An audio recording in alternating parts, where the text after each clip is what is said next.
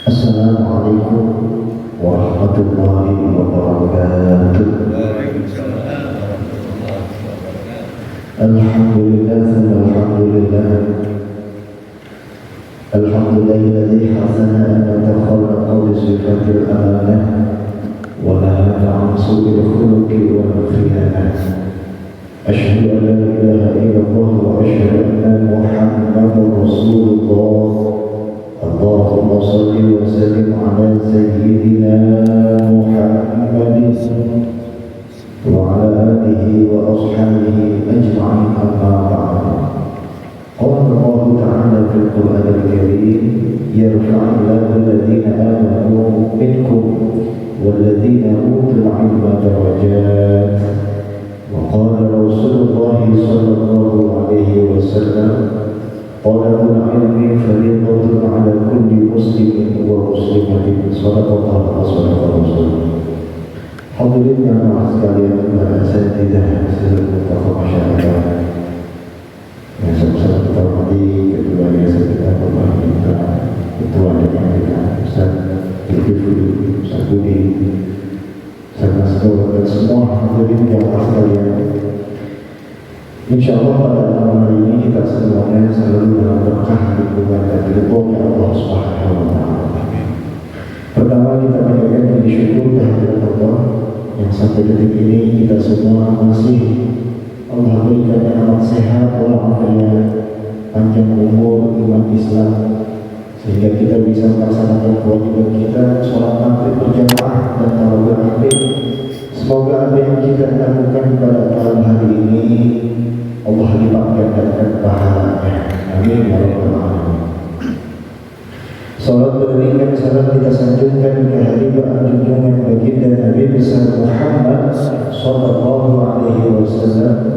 Semoga yaumul qiyamah nanti kita semuanya diakui sebagai umatnya dan mendapatkan syafaat dari beliau. Amin amin ya rabbal alamin. Hadirin jamaah sekalian, mari kita awali pelajaran kita pada malam hari ini dengan baca surah Al-Fatihah. Yang pertama kita niatkan untuk orang tua kita, guru kita, guru dari orang tua kita, atau siapa saja orang yang pernah mengajarkan ilmunya kepada kita dan pernah berjasa kepada kita. Jika mereka masih ada, semoga Allah panjangkan umurnya, Allah jaga kesehatannya, Allah mudahkan segala urusannya. Jika mereka telah meninggal dunia, Allah jadikan kuburannya Allah mulia jannah. Juga kita niatkan untuk diri kita semuanya, keluarga kita di rumah, semoga Allah senantiasa memberikan kita kesehatan, Allah panjangkan umur kita dalam taat ibadah kepadanya, Allah tetapkan iman dan Islam dalam hati dan diri kita, sehingga pada akhirnya nanti kita semuanya Allah wafatkan dalam keadaan husnul khatimah. Al-Fatihah wa ma nawi sallallahu ila hadratin Nabi. Al-Fatihah.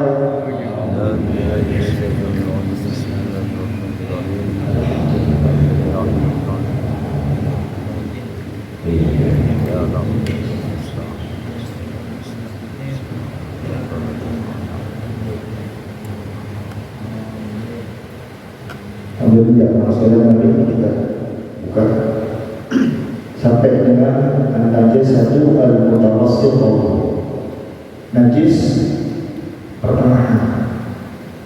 Ya, pada sebelumnya sudah kita bahas najis ringan, ya, najis yang berat sudah kita bahas. Tapi sebelumnya ada yang mau saya sampaikan sedikit. Dulu guru saya pernah pesan begini. Jadi kalau kita ketemu dengan teman atau saudara papasan, kita bertemu teman di samping ngobrol, kita mau pamit, ini sebisa mungkin kita ucapkan mohon maaf ya, mohon maaf ya, mohon maaf ya, mohon maaf. Lama-lama mulut kita mengucapkan kata mohon maaf. Kenapa hanya? Karena kita nggak tahu, mungkin kemarin kita pernah ngomongin orang itu. Yang mana? Sholat kita antara sholat yang satu dengan sholat yang lain. Ini menggugurkan dosa-dosa kita. Kita tahajud, sholat taubat, minta maaf, minta ampun kepada Allah, itu menggugurkan dosa-dosa kita. Tapi hanya dosa kita kepada Allah. Enggak hilang dosa kita ketika kita gibahin orang tersebut. Enggak hilang. Maka siapa tahu kita pernah ngomongin orang tersebut, begitu ketemu, beda. Dia sih nggak parah sama kita, orang dia nggak tahu kita ngomongin.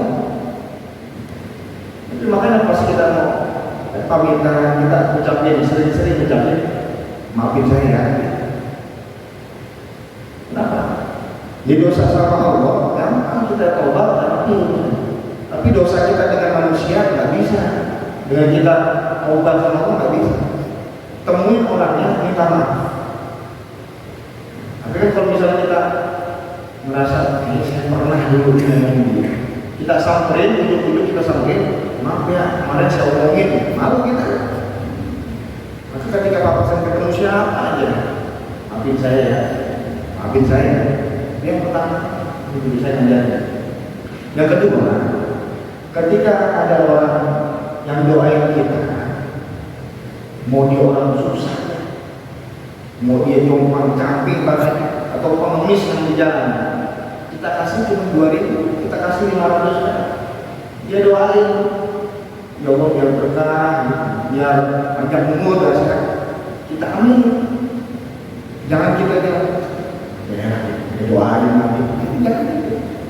Sebab kenapa? Kita nggak tahu dari mulut siapa doa itu diijabah. Maaf, bisa jadi kita orang-orang yang dipanggil ustaz, tapi dia bangga dengan keustadannya, bangga dengan gamisnya, bangga dengan sholatnya. Anak kebanggaan itu karena ada ujungnya rasa besar, dia doa sama Allah, kalau nggak tahu. Tapi orang-orang yang susah, dia meminta karena emang kelaparan.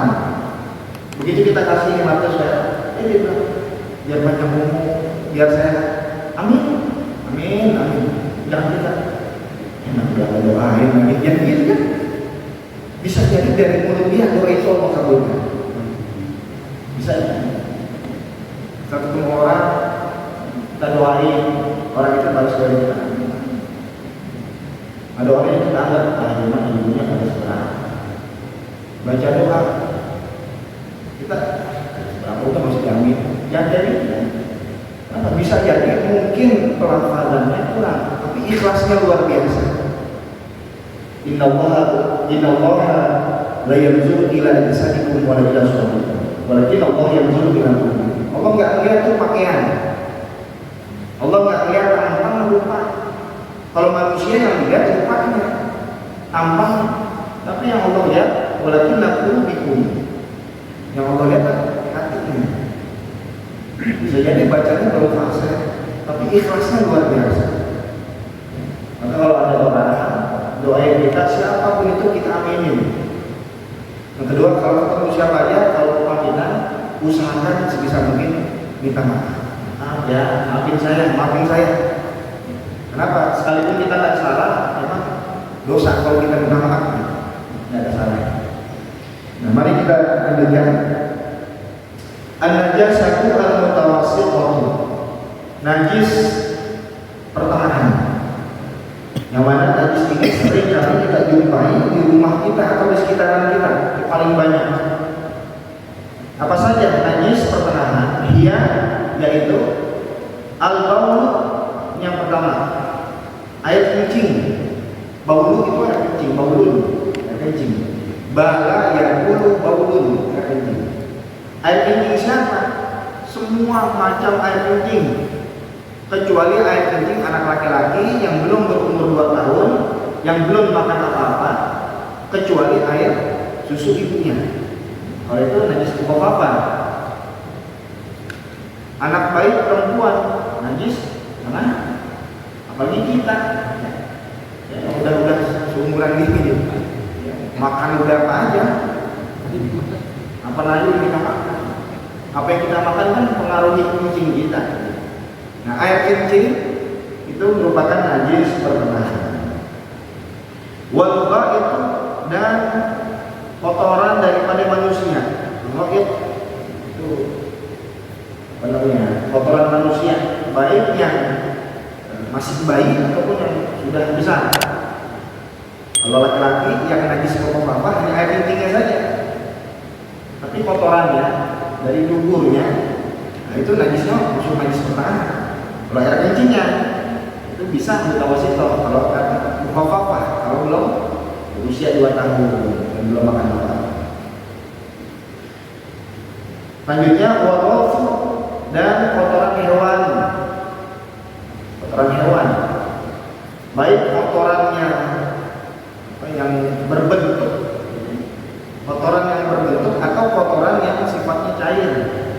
Kan ada tuh binatang buang airnya, nya itu enggak berbentuk bulan atau lonjong, tapi bahasa kita mencret gitu. Yang ngomongnya encer gitu. Mencer saya dorong bener, encer. Mau yang encer ataupun yang padat itu najisnya najis pertengahan. Walaupun dia kering, ya walaupun dia kering. Tapi kalau bendanya kering, dengan ketemu tubuh kita atau pakaian kita juga kering, nggak pindah, tapi tetap bendanya najis. Itu maksudnya. Karena konsep awal perpindahan najis ketika kering ketemu basah atau basah ketemu basah. Mohon maaf, ada kotoran cicak, ya papan cakil warnanya merah putih gitu ya. Kotoran cicak jatuh ke baju kita. Ketika jatuh, emang pas keluar dari pantat cicak masih apa namanya? Basah. Masih hangat.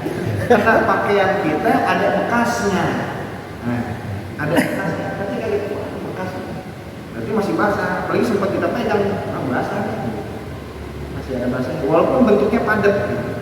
Nah, berarti najisnya pindah dari kotoran cicak pindah ke baju. Tapi kalau misalnya itu kotoran cicak ada di tengok nempel udah berminggu-minggu, nggak tahu jatuh kena baju kita, dari baju kita jatuh ke itu, nggak ada.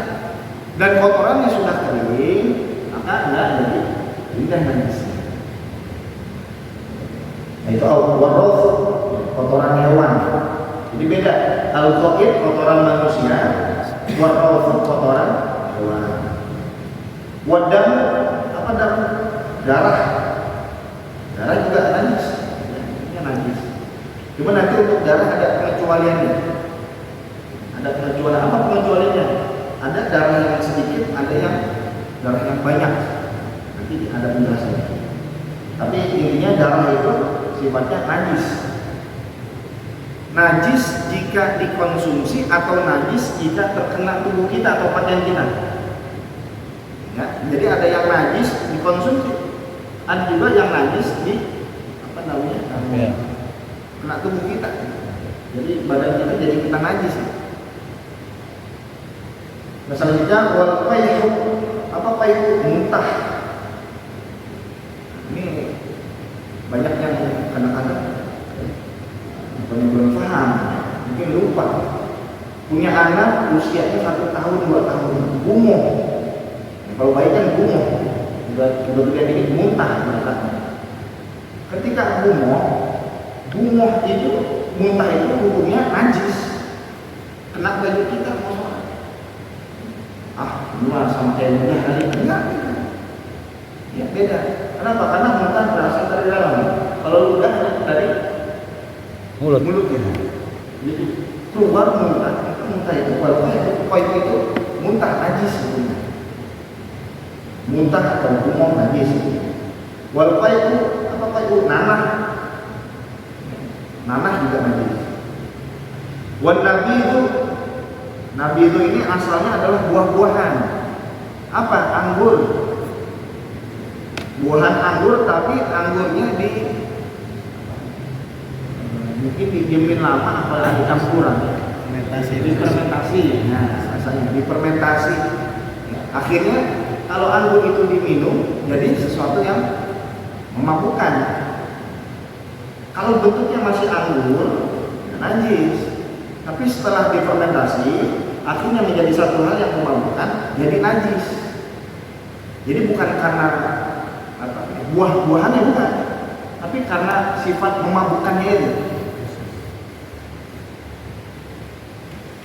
Wal khamru khamar, khamar jelas minuman apa namanya? Kayak kalau dikiaskan sekarang, nah, ini kan yang ada di Quran itu yang disebutkan hanya khamar. Innamal khamru khamar. Nah sekarang ada minuman macam-macam, apa kayak mereknya Bintang lah apa, ya? Kopi miring, ya macam-macam. Nah, pernah berarti Rat? Pernah lihat? Iya. Apalagi itu? Yang paling dapat Bintang itu berarti pernah ya tadi. Kopi miring, whisky, iya, vodka, macam-macam. Zaman Rasul emang kagak ada, tapi dikiaskan sifatnya sama, maka hukumnya najis juga. Rijisun, najis. Minuman-minuman tersebut itu sama, ibaratnya dengan air kencing, maka dikatakan najis. Sama dengan air kencing, kan najis pertengahan di sini yang pertama al-baul, air kencing. Dan juga di sini disebut al-khamr, khamar. Maka khamar itu sama, kita minum khamar sama kayak kita minum air kencing. Pertama hukumnya najis. Wal muskiru al-ma'i'u, ini harus kita pahami. Wal muskirul ma'i'u, sesuatu yang memabukkan tapi sifatnya cair. Ya. Sesuatu yang memabukkan sifatnya cair. Oh begitu dia. Sesuatu yang memabukkan tapi enggak cair, jika terkena pakaian kita enggak najis, atau kita bawa enggak najis. Contohnya begini.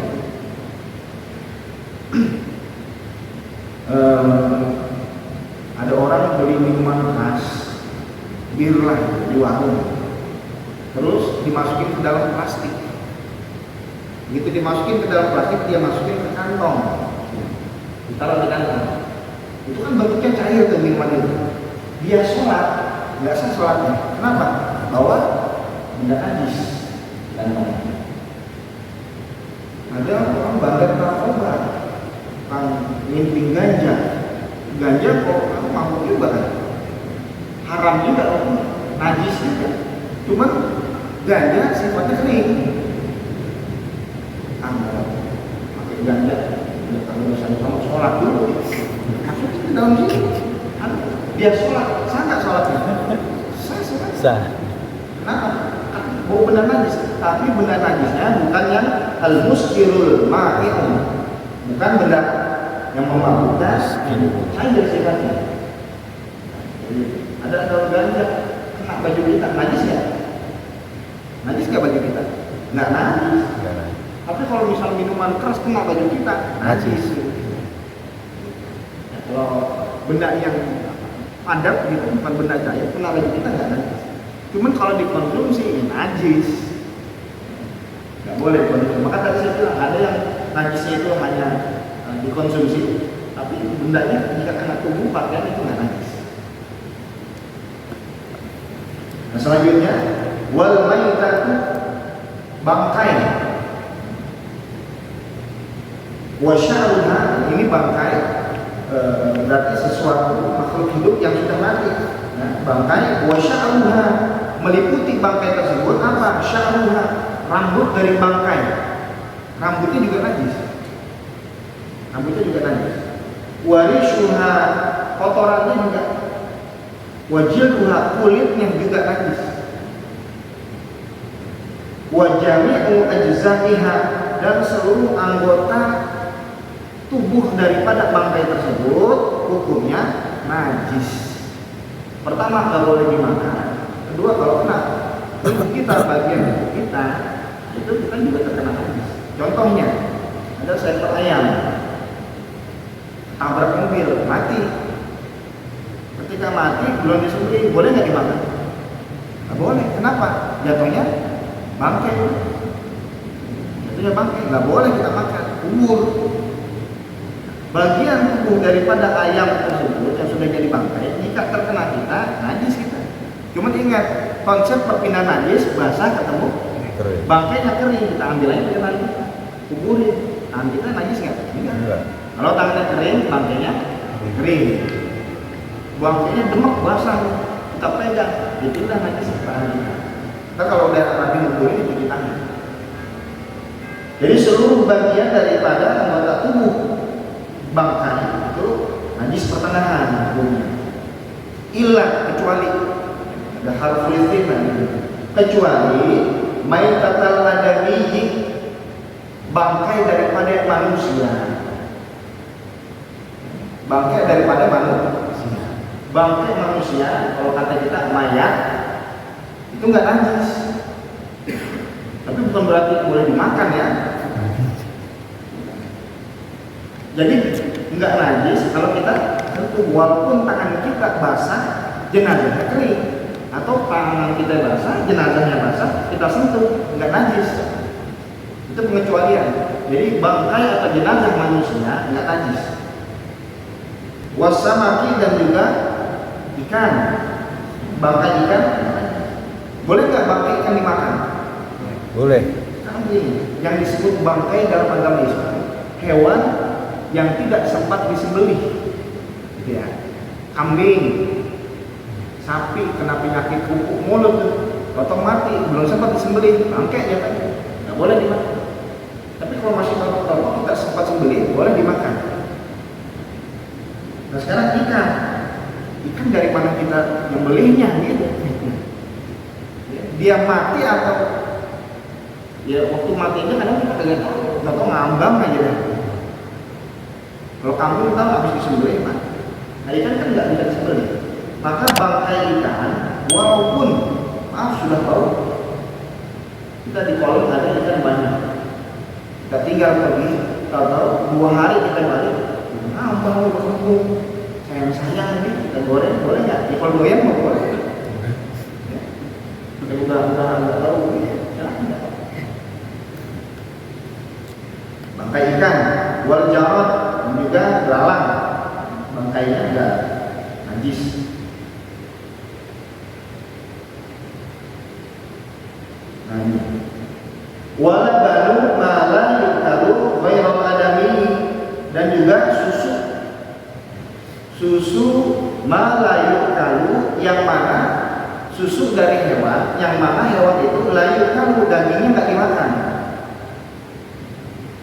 Ulangin, walaban, dan susu, air susu malayu kalu daripada hewan yang tidak dimakan dagingnya, nggak boleh dimakan. Ghairal adami, kecuali manusia. Air susu kambing najis enggak? Enggak. Boleh nggak diminum? Boleh. Kucing, nah, boleh nggak dimakan? Boleh. Air susu kucing najis, nggak boleh. Manusia kan juga nggak boleh dimakan. Air susunya najis saja, nggak najis. Kalau air susu manusia najis, ibu-ibu yang lagi hamil ganti baju dulu, nggak najis. Air susu manusia nggak najis. Ini ada penjelasan sedikit dari kitab Fathul Qorib, bacakan.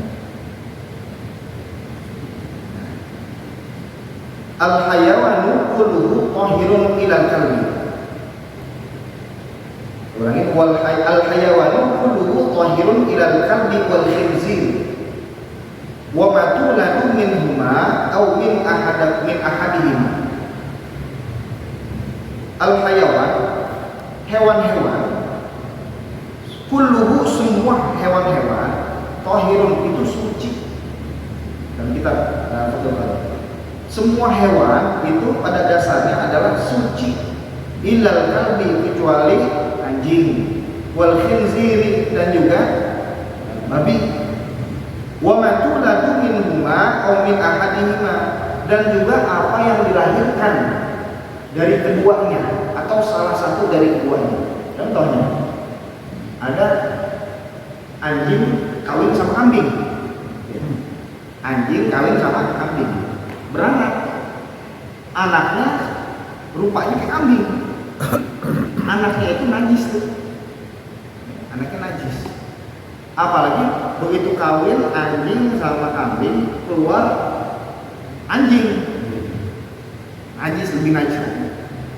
Atau pas kawin keluar separuh anjing separuh kambing, najis juga. Pokoknya segala yang berasal dari al-kalbu wal khinzir, anjing ataupun babi, najis. Ataupun yang dilahirkan dari keduanya. Kan kadang-kadang ada aja yang silang gitu. Zebra sama kuda, ntar akhirnya belang-belang, kuda cuma belang-belang. Gimana? Zaman sekarang aneh-aneh. Maka segala apapun yang berasal atau dilahirkan dari asalnya itu anjing atau babi itu najis. Wal maitatu kulluha najasatun. Dan segala macam bangkai, kalau tadi segala macam hewan suci kecuali anjing dan babi. Nah sekarang segala macam bangkai kulluha semuanya najasatun, itu najis hukumnya, illa kecuali yang tadi kita bahas as-samaku, ikan, wal jaradu, apa namanya, belalang, wal adami, dan juga manusia. Nah, tadi kita sampai waladanu ma'ai kalau khairul adami, susu daripada hewan yang dagingnya tidak dimakan itu najis kecuali manusia. Satu lagi, wal juz'u al-munfasilu minal hayawanil hayyi ghairal adamiyyi was samaki wal jaradi wa ghairu sya'ril hayawanil ma'kuli wa rishihi wa balihi wa suqihi wal miski wa nafidatihi. Selanjutnya, bagian wal juz'u, bagian al-munfasilu yang terpotong, yang terpisah, bagian tubuh yang terpisah minal hayawanil hayyi, daripada hewan yang masih hidup. Jadi bagian tubuh yang terpisah, terpotong dari hewan yang masih hidup itu hukumnya najis. Contohnya kita punya sapi di rumah, kita punya sapi di musim hujan, terus waktunya lapar banget nih, enak banget nih makan sop buntut gitu, enak makan sop buntut. Ini kalau kita potong sapi kita cuma pengen makan buntut doang, gimana kan kita tepak aja deh buntutnya, dipotong buntutnya, hidup nggak? Hidup pasti, buntutnya doang kita potong, sapinya masih hidup. Nah, bagian yang terpotong daripada sapi tersebut itu najis karena hewannya masih najis. Kalau orang punya peternakan kambing, biasanya ada kambing dikebiri tuh, biar gemuk kambingnya. Kan kalau makan torpedo enak bener ya. Kalau di Cilana kalau ada kambing, banyak yang nyari torpedo. Ini ada orang tukang ngebiri kambing, begitu datang kan satu kambing 2 dapatnya. 10 kambing udah 20 torpedo. Itu harusnya 20 torpedo itu dikubur, nggak boleh dimakan. Cuma dia bilang sayang amat ini ya, jualan apa orang berebut ini. Ini ada torpedo gratis, tinggal kita makan aja masa. Nggak boleh, kenapa? Hukumnya najis. Orang kambingnya masih hidup, cuma torpedonya doang, nggak boleh, hukumnya najis. Juz'ul munfasilu al-juz'ul munfasilu minal hayawanil hayy, bagian tubuh daripada hewan yang terpotong, hewannya masih hidup, hukumnya ghairul adamiyyi, kecuali manusia. Manusia bagian tubuh yang terpotong nggak najis, tapi bukan najisnya bukan untuk dimakan ya.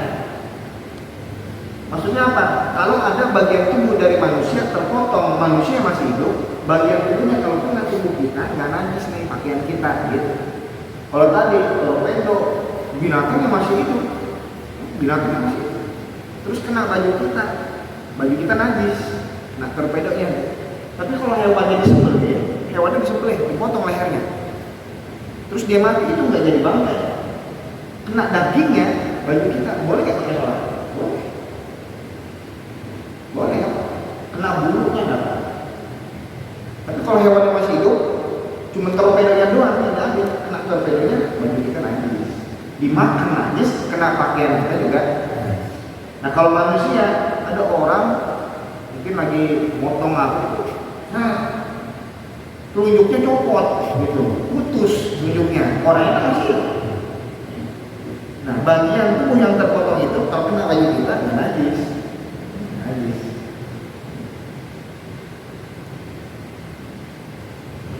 Wasamaki dan juga ikan.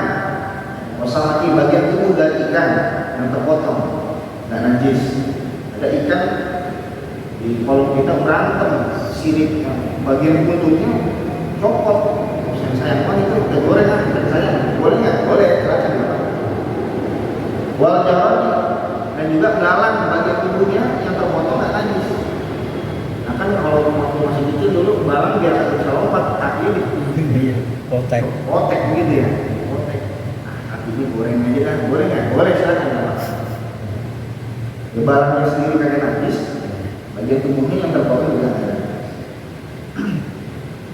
Wa ghairu sya'ril hayawanil ma'kuli, dan juga dan selain daripada rambut daripada hewan yang dimakan.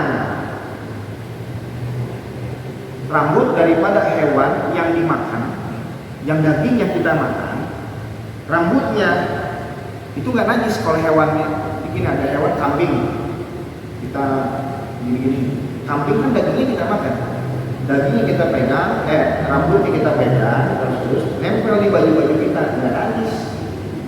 Bulu kambing nggak najis, orang kambingnya dimakan. Ghairu sya'ril hayawanil ma'kuli. Tapi kalau misalnya hewan yang nggak kita makan, rontokan bulu yang ada di baju kita najis. Tapi kan perpindahan najis kering ketemu. Contohnya begini, kita punya binatang misalnya di rumah yang nggak dimakan kira-kira nih. Nah ini sempat ada waktu saya pengajian di Cipayu. Ini manfaatnya kita belajar sampai rapi. Orang kalau belum belajar sampai rapi, tapi sudah berani ngomong akhirnya salah. Ini pengalaman saya cerita sedikit. Di Cipayu saya lagi bahas ini juga di bab ini. Cuman baru sampai saya jelaskan rambut daripada hewan yang dimakan enggak najis. Isak udah lewat, akhirnya saya tutup. 2 hari setelah talim saya ditelepon sama pengurus masjid. Ini jemaah ada yang berantem ini. Emang apa? Gara-gara pengajian kemarin kan antum jelasin binatang yang dagingnya dimakan, kan bulu itu kan bagian tubuh terlepas harusnya kan najis, tapi gara-gara hewan yang dimakan nggak najis. Ini ada salah orang jamaah, kucing kan nggak boleh dimakan, maka rambut kucing najis. Begitu dia pulang sholat maghrib, ada tetangganya suka muat kucing dari rumah. Dia bilang ke tetangganya, Pak, ini rumah ini najis semua ini, najis ini nggak sah sholat. Gitu, ya.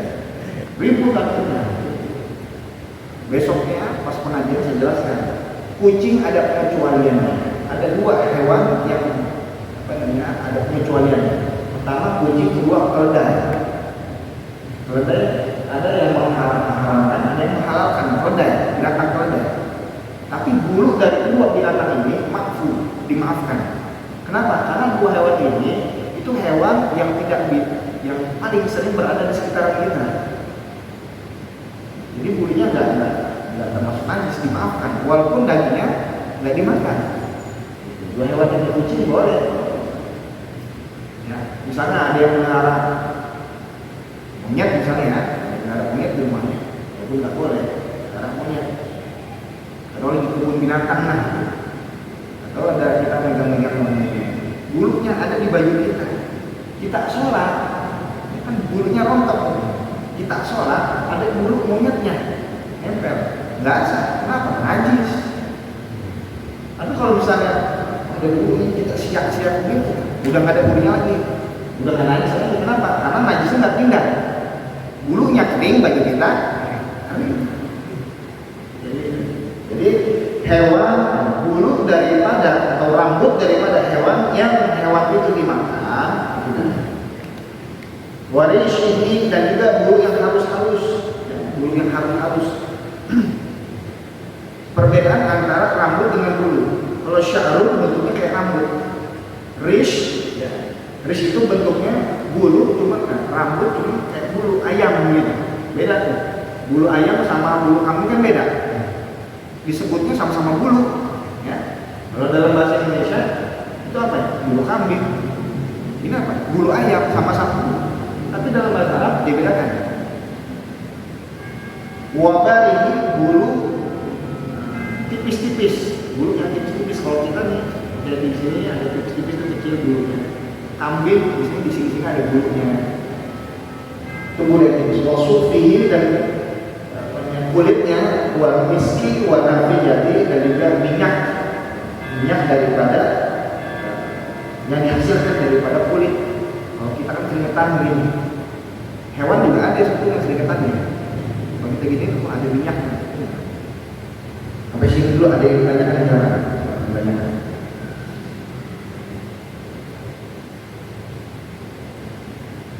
Ya, tentang masalah najis pertengahan.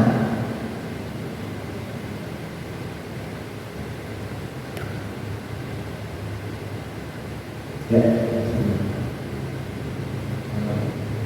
Bahan-bahan yang terbuat dari benda-benda najis seperti sikat gigi, koas, sekarang kan pakai bulu atau pakai tulang babi katanya. Nah, itu gimana? Kalau memang dari hewan babi nggak boleh. Mau dia dilapisin ke apa juga nggak boleh kalau dari babi. Saya punya guru almarhum almarhumah, jadi saya pun taksir. Beliau suatu ketika pernah makan di daerah Jatinegara, rumah makan itu masaknya buat kayu bakarnya itu dicampur dengan tulang babi. Padahal nggak dicampur bukan buat ngaduk sayurnya. Dia nggak mau tuh saking hati-hatinya. Maksudnya tulang babi, santannya itu begitu kayak tulang babi. Dia nggak mau saking jaga. Ini apalagi sikat gigi, ya. Sikat gigi dari tulang babi gitu. Jangan boleh. Karena di sini udah jelas segala sesuatu yang berasal dari dua hewan itu, kukunya, tulangnya, rambutnya, semuanya itu haram, najis, mengolok. Itu satu. Ini nggak bisa, kecuali ada orang pakai jaket kulit nih, jaket kulit. Gimana hukumnya jaket kulit? Kalau kulit dari pantai bisa disucikan dengan cara disamak, bersihkan terus dijemur, bisa. Dari tadi kan pantai kulitnya semuanya itu hukumnya najis. Ada kambing, domba, ketabrak, saya kulitnya bisa dipakai, bisa disucikan dengan cara disamak. Tapi kalau babi mau disamak, tapi tetap aja najis nggak boleh. Silakan ada lagi yang lain.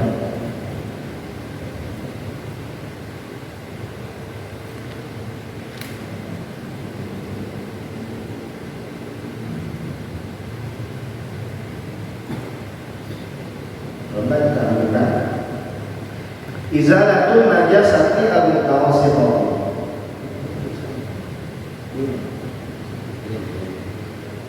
Sekarang kalau tadi bentuk-bentuk najisnya dari najis pertengahan. Sekarang izalatun najasati al-mutawassithah, menghilangkan najis pertengahan. Bagaimana caranya? Cara menghilangkannya. Karena najis pertengahan adalah najis yang paling banyak kita temui di sekitar kita. Jangan-jangan selama ini kita salah bersihin najisnya. Bersihin najis salah, tetap sholat kita nggak terima. Walaupun udah semua rukun syaratnya terpenuhi, wudhunya sudah bagus, tapi bersihin najisnya najis. Tazulun najasatu al-mutawassithatu bi ghasli mahalliha bil ma'i at-tahuri hatta yazula ta'muha wa launuha wa rihuha wa yaqul baqa'u launin asura zawan. Najis pertengahan bisa hilang bisa hilang bighusli mahaliha dengan cara mencuci. Nah, mencuci di sini adalah mengalirkan air. Mengalirkan air. Kalau najis mukhaffafah kan itu dicipratin gitu sampai basah. Sampai basah. Kalau najis pertengahan nggak bisa cuma dicipratin, harus siap pakai air. Nah, di sini cara menghilangkannya bighusli mahaliha dengan cara mencuci. Yang namanya mencuci harus dialirkan air. Kayak kita wudu. Pada pertemuan lalu sudah dibahas. Apa bedanya mashu dengan ghuslu? Wajah, ghuslu rambut, mashur ra'si. Wajah, ghuslul wajhi. Kalau ghuslu, ketika kita ambil air, airnya jangan dibuang, kita tumplekin ke muka kita, itu namanya ghuslu, mencuci. Tapi kalau mashu artinya mengusap, ambil air, buang airnya, gitu. Tapi kalau misalnya kita ambil air, ghuslu ra'si, gini, kita tumplekin gini, lembu kita. Maka dalam fikih ghuslul wajhi, mashur ra'si, mencuci muka, mengusap kepala. Berarti airnya begitu diambil, dibuang, diusap. Nah, kalau misalnya najis pertengahan, ini bighusli dengan cara mencuci, berarti mengalirkan dengan air. Tapi ingat, setelah kita buang najis ainihnya, ya, najis ainihnya kita buang. Ada kotoran di sini, kotoran kucing misalnya, nggak bisa kita langsung siram begitu aja sambil ngilangin najisnya, nggak bisa.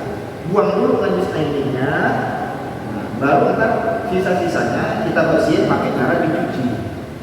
Bisa disikat, cuman jangan pakai sabun dulu. Nanti airnya udah nggak jadi air tohir mutahhir lagi karena udah kecampur sabun. Siram dulu pakai air, nanti biar hilangin baunya, hilangin yang lainnya, baru boleh pakai sabun. Bighusli mahaliha bil ma'i thahir, dengan air yang suci, dengan air yang suci. Nggak boleh dicampur sabun dulu, harus dengan air yang suci mensucikan. Hatta yazula, sampai hilang apa? Ta'muha, rasanya, walaunuha, warnanya, warihuha, dan baunya. Jadi menghilangkan ketiga hal ini, rasa, bau, warna, dengan air yang suci dulu. Ya, dengan air suci. Kita kalau udah hilang ketiga hal ini, baru boleh pakai air sabun. Nggak langsung ambil super pel kita kocok-kocok, nggak bisa. Tetap ada najis hukminya. Wala yaqulu baqa'u launin asura zawaluhu. Di sini ada pengecualian. Wala yaqulu baqa'u launin, dan tidak menjadi mudharat. Ya. Kalau seandainya warnanya tidak bisa hilang. Asura zawaluhu, karena susah untuk hilanginnya. Contohnya, kotoran anak kecil. Pupnya anak kecil, bayi, dia makan pisang atau makan buah-buahan. Ya, belum makan nasi, makan buah-buahan. Ternyata pas buang air, kena celananya, ada noda kuning-kuningnya. Kita udah cuci, pakai air bersih, pakai sabun, nggak hilang-hilang juga warnanya, masih bekas. Tapi kita cium, baunya udah nggak ada. Ya kalau mau dirasa juga, insya Allah kalau baunya nggak ada, rasanya udah nggak ada. Ya kalau mau lagi kita, udah kagak ada juga. Kalau bau sama rasanya sudah nggak ada, tapi warnanya susah untuk dihilangkan, wala yaqulu baqa'u launin, nggak jadi masalah. Kalau seandainya warnanya saja, tapi kalau bau memang harus hilang baunya. Rasa harus hilang rasanya. Nah, untuk jamaah sekalian, sampai sini dulu. Dan kita pada malam hari ini semoga ada manfaatnya. Dan kita ucapkan Al-Fatihah. Alhamdulillah. Alhamdulillah. Iya,